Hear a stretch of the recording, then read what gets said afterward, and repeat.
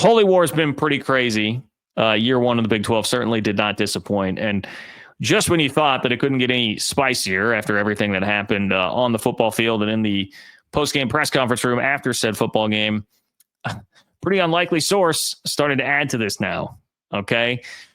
Adding some extra spice on this rivalry. I mean, that football game was wild. I'm not sure that anybody who was, like myself, very anxious for this rivalry to come into the conference, I'm not sure you could have asked for much more than what we got in the football game. Really close game, despite a gap in records. Truly one of those, like, throw the record books out kind of a game. And you've got controversy. You've got late game heroics with the drive. Obviously, the controversial call that helped out there. And it just unbelievable drama in the late night spot.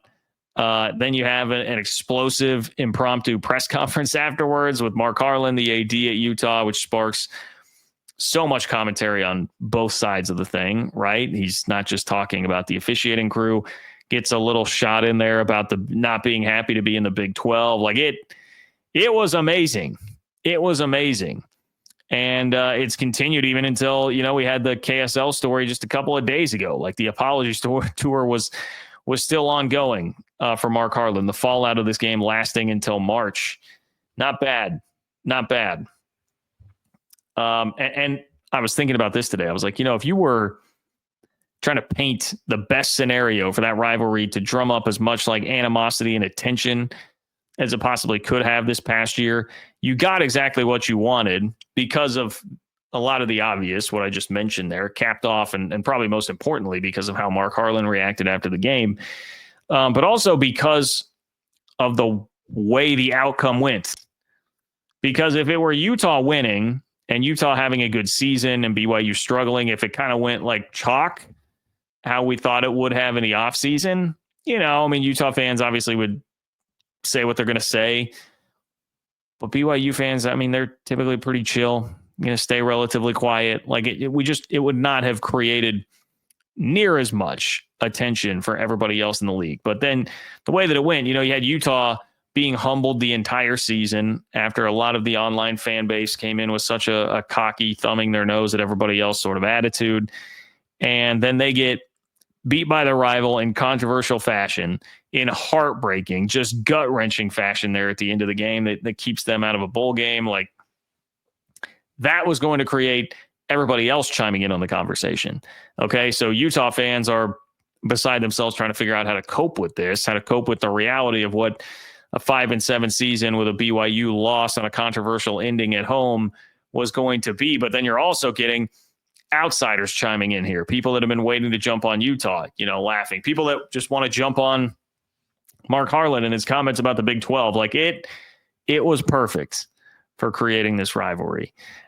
Hell, I even saw people speculating, Craig Smith gets fired in the midst of a solid basketball season at Utah, in part because of what BYU's doing, feeling some pressure because of what's going on in Provo as BYU makes a late season surge and went and picked up an NBA guy. And now Utah wants to do the same thing, go pick up an NBA guy that is an alum that they feel like can really help them. So you just got layers to this, man. You got layers to this right now. Anyway, back to those over-unders, right? Look at this.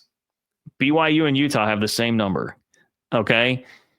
If you are a regular on the channel, you saw a couple of weeks ago when a lovely friend of ours, I honestly do not remember the name, it was an interesting one, came in guns a-blazing, very angry at me because I put Kalani Sitake in the A tier of Big 12 coaches and Kyle Whittingham in the S tier, which is one step above of Big 12 coaches, which this was, it's a snapshot in time, but it also takes into consideration careers, okay?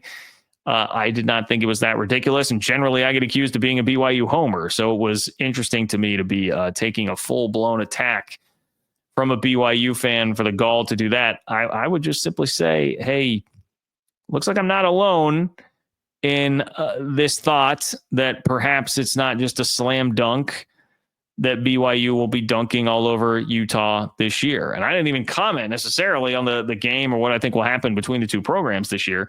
But that is my opinion on this. I don't think it is that crazy to have both of them here, but I do know that that's going to elicit a strong reaction from folks like the gentleman or lady. I'm honestly not sure. The person who was in here earlier that I mentioned there, but it's going to add another layer to this rivalry, right? Like if you're a BYU fan, and I do get it, man. If you're a BYU fan and you're looking at this, like, okay, hold up, John.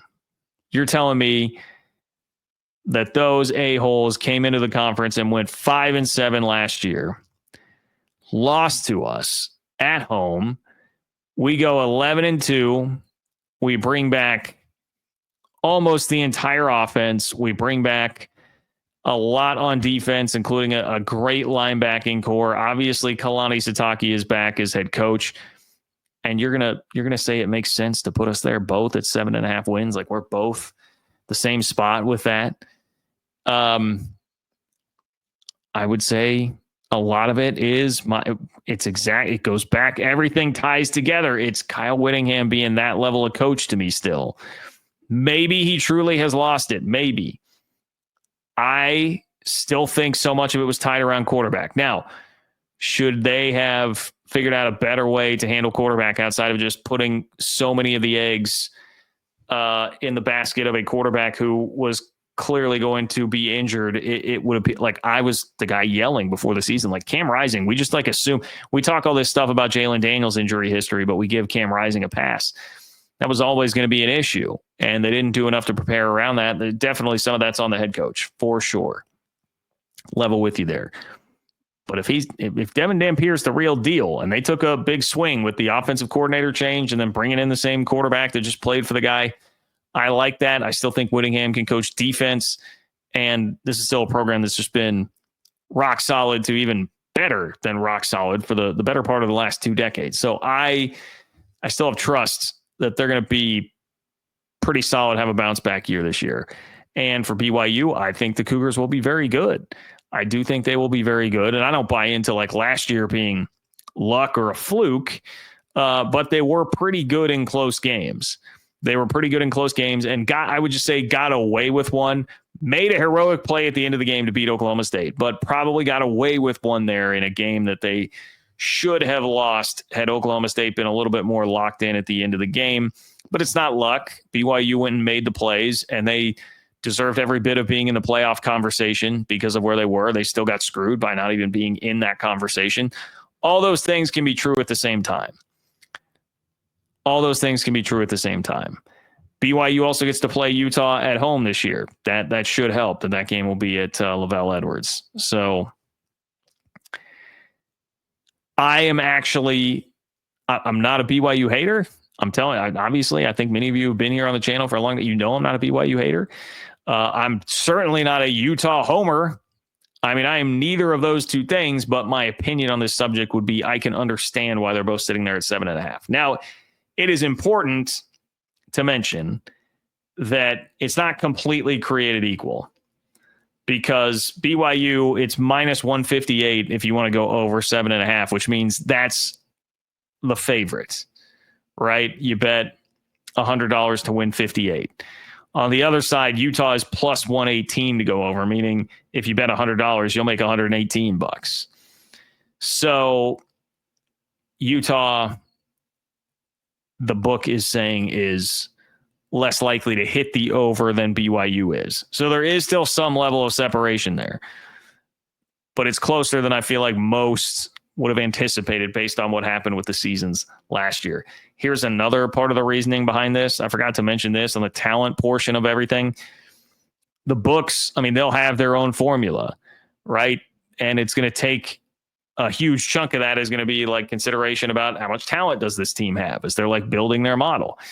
And if you go look at the 24/7 talent composite last year, Utah was number 4 in the Big 12. BYU was number 16 last. 24/7 talent composite takes everybody on your roster, what they were as a high school recruit, what caliber of recruit they were, compiles that all together, pumps out the most talented rosters. I mean, certainly not a perfect system, but a pretty good one to give you a pretty good idea of who the most talented teams in a league can be. BYU still much higher. So I would think that that's probably a large part of this. And even with that, it's not like the game last year was a blowout. BYU had to win on a last-second drive, last-second field goal, last-minute drive in the game against Utah last season. So keep that in mind.